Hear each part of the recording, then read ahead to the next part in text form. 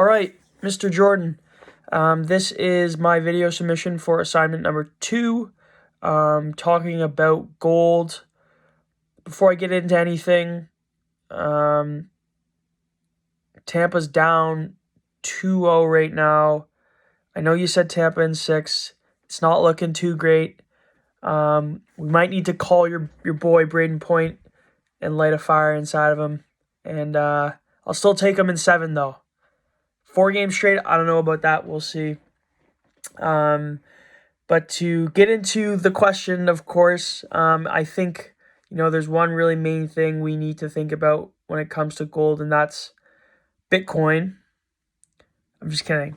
I'm not going to talk about Bitcoin at all, but I did want to start with a something I took from the PowerPoint slide that I thought was really interesting. And so it reads, skepticism in the efficacy and omnipotence of the monetary policy, distrust in the infability of monetary authorities are traditional gold motivators. I really like this quote for one word specifically, traditional.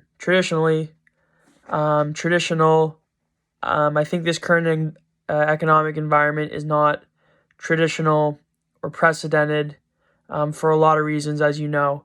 And so I thought it was kind of interesting looking at, the slides and some of the, things that we talked about previously and comparing them to the price of gold today.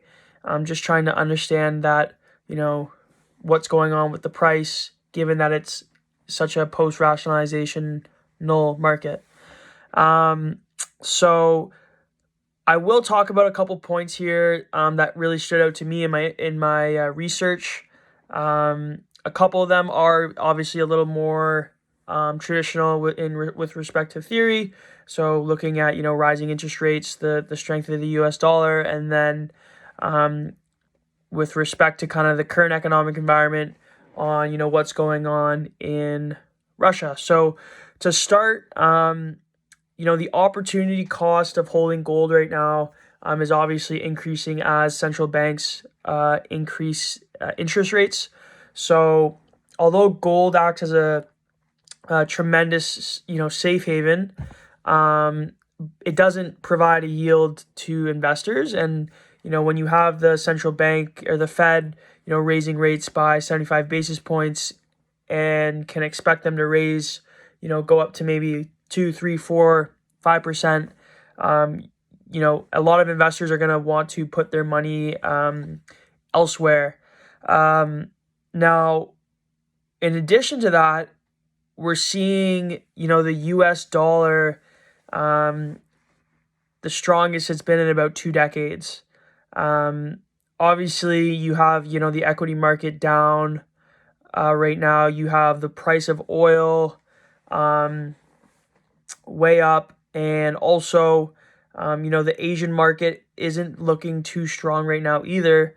And so a lot of people are averting to the U.S. dollar. One quote I have here somewhere.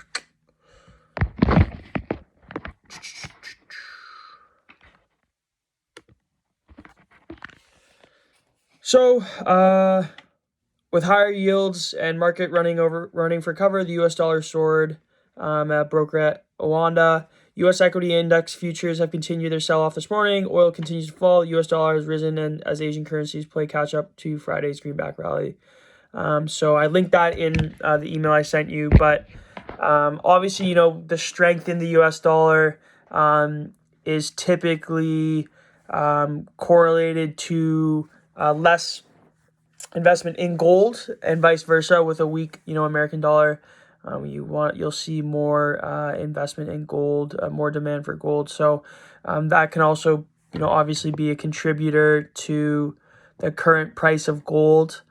Now, the last kind of part I wanted to talk about was, I know, Russia has a pretty significant amount of gold reserves, and I know that they're, pretty active in the market. Historically as well.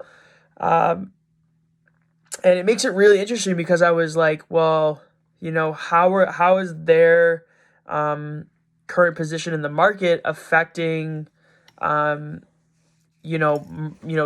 volumes of gold, for example. And I know it's not traditionally supply and demand based market, but I did think maybe it would affect. So I looked up when the U.S.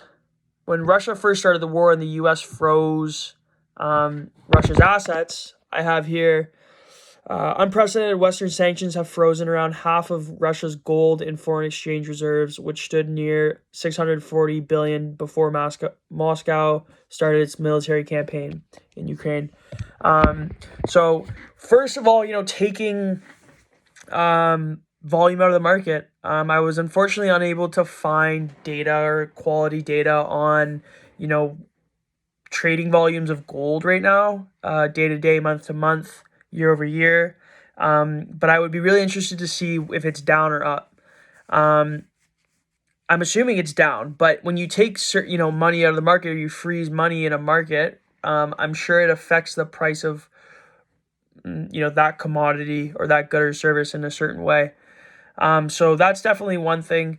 And then some of the other thing that I thought was really interesting, I attached it in the email, was just a photo of the top holders of gold in the world by country. And the reason I thought that was interesting because you see, I don't know, 4 or 5, maybe 6, 4 or 5 G7 countries, and really economic powerhouses on there with leading the way with gold reserves.